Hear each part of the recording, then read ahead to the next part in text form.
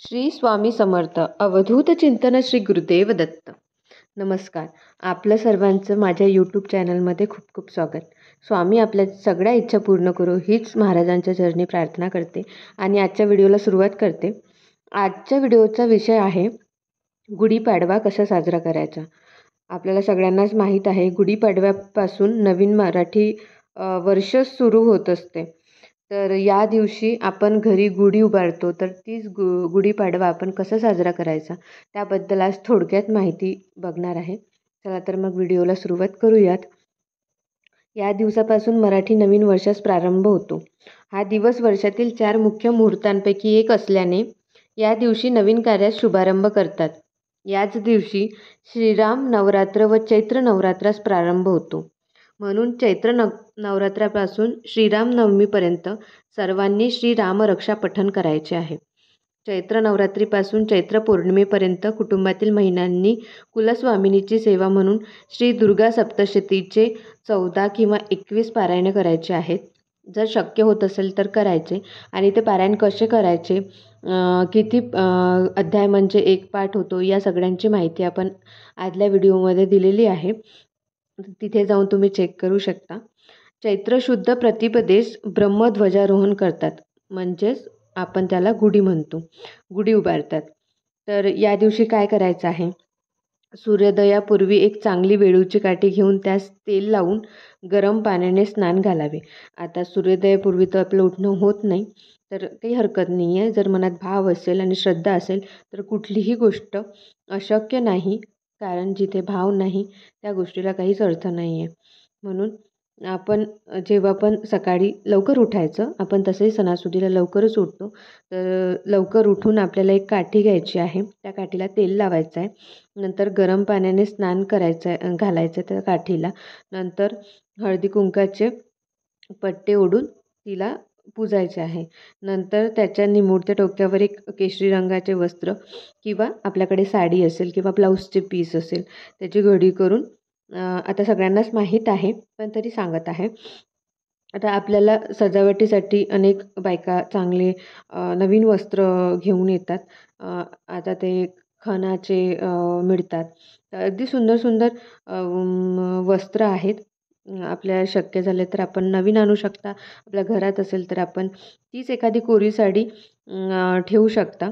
त्याच्यासोबत आपण कडुनिंबाचा पाला, चाफ्याची फुलांची माळ, साखरेचे कंकण म्हणजेच गाठी या एका सूत्राने पक्क्या बांधून त्यावर कलश सदृश्य एखादे पात्र उघडे झाकावे. तांब्याचा गडू किंवा मग आपला तांब्याचा गडू नसेल तर स्टीलचा पण चालते. आणि ही गुढी आपल्या प्रवेशद्वारासमोर उभी करावी. आता कोणी माडीवरती करते, कोणी समोर करते, कोणी गॅलरीत करते. आता जशी जागा आपल्याकडे उपलब्ध असेल तशी आपण ती उभारावी. आणि उभारताना खाली नैवेद्यासाठी पाट ठेवा, रांगोळी काढा, दाराला आंब्याच्या पानांचे तोरण बांधा आणि समोरचा जो मी हा मंत्र म्हणताय तो मंत्र म्हणा. हे मी डिस्क्रिप्शन बॉक्समध्ये देईल, तिथे जाऊन तुम्ही चेक करू शकता. ब्रह्मध्वज नमस्तेस्तु सर्वाभीष्ट फलप्रदे प्राप्तेस्मिन संवत्सरे नित्यम मदगृहे मंगलम कुरु. याचा अर्थ असा होतो की ब्रह्माचे प्रतीक असलेल्या या ध्वजास माझा नमस्कार असो. सर्व प्रकारचे फळ मला मिळू दे. या वर्षामध्ये माझ्या घरामध्ये नित्य मंगल व्हावे ही प्रार्थना. हा मंत्र म्हणून झाल्यानंतर ओम ब्रह्मध्वजाय नमः या मंत्राने गुढीची पंचोपचारे पूजा करून श्री स्वामी समर्थ सेवा मासिकात दिल्याप्रमाणे आपण पूजा करावी. आता पूजा झाल्यावर गुढी घराबाहेर उभारावी. घरातील पूजा झाल्यानंतर नवीन पंचांगावरील श्री गणेशाचे पूजन करावे. पंचांगात प्रारंभी दिलेले संवत्सर फल वाचावे. दुपारी सर्व शेतकरी सेवेकऱ्यांनी आपल्या शेतात मध्यभागी खड्डा करून त्यात सीता मातेचा नैवेद्य अर्पण करावा.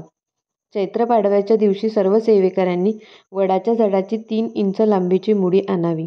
ही मुडी व अंगारी हिरडा या दोन्ही वस्तू कुटुंब प्रमुखाने आपल्या उजव्या हातात घेऊन सामुदायिकपणे एक माळ श्री स्वामी समर्थ जप करावा. नंतर त्या वस्तू पाटावर ठेवून त्यांची पंचोपचार पूजा करावी व त्या सर्व वस्तू एका लाल पिशवीत भरून आपल्या घराच्या प्रवेशद्वाराच्या चौकटीच्या खिळ्यास ती टांगून ठेवावी. या उपायामुळे काय होते, या उपायामुळे घरातील सर्व व्यक्तींचे आजार, बाधा व संकटे यापासून संरक्षण होते. काय काय घ्यायचं आहे बघा.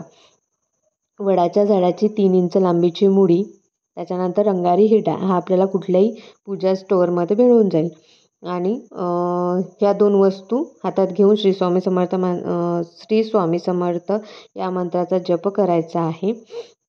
1 माळ करायची आहे आणि त्याच्यानंतर ते लाल पिशवीत बांधून आपल्या घराच्या चौकटीवर दरवाजासमोर लावायचे आहे.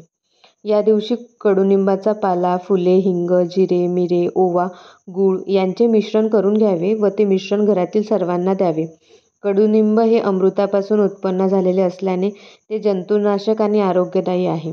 त्याचे सेवन आता प्रतिकात्मक मानले जात असले तरी त्याचे नित्य अनाशापोटी सेवन केल्यास शरीर सदृष्ट निरोगी राहते. अनेक रोगांवर त्यांचा उपयोग होतो. म्हणून आपण जो कडुनिंबाचा पाला आहे आणि फुले, हिंग, जिरे, मिरे, ओवा, गूळ यांचे मिश्रण करून आपणही घ्यावे आणि घरातल्या सर्वांना देखील द्यावे.